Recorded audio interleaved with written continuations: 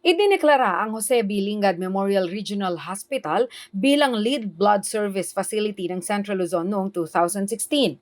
Ibig sabihin, dito kumukuha ng dugo ang mga pampubliko at pribadong ospital para sa kanilang pasyente na nangangailangan kung nauubusan ang mga ito. Pinapayagan din ang JBL-MRH na magkolekta at magproseso ng dugo na kailangan para sa transfusion. Ngunit dahil sa pandemya, nagkaroon ng malaking pagitan sa supply at demand nito. Natatakot umano ang mga tao na mag-donate ng dugo.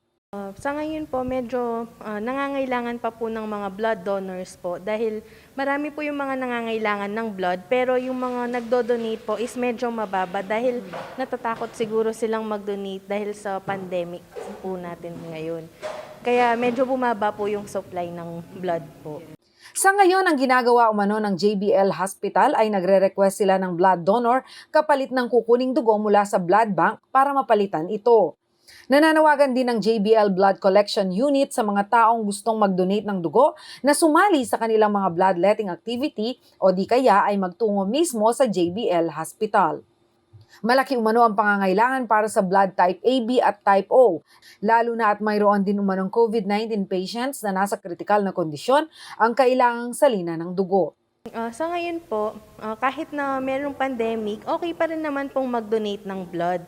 Huwag po silang matakot na mag-donate at pumunta po sa mga ganitong mass blood donation or sa mismong JBL po para mag-donate po ng blood. Sa isinagawang bloodletting activity ng ospital sa Ciudad San Fernando ay nag-donate ng dugo ang miyembro ng kapulisan at ilang mga empleyado ng city government.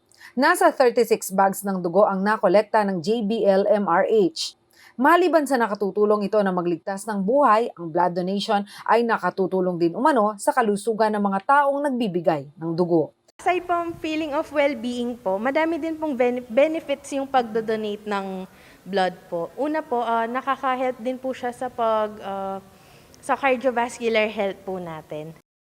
Jenna Lumbang Parungaw, CLTV News.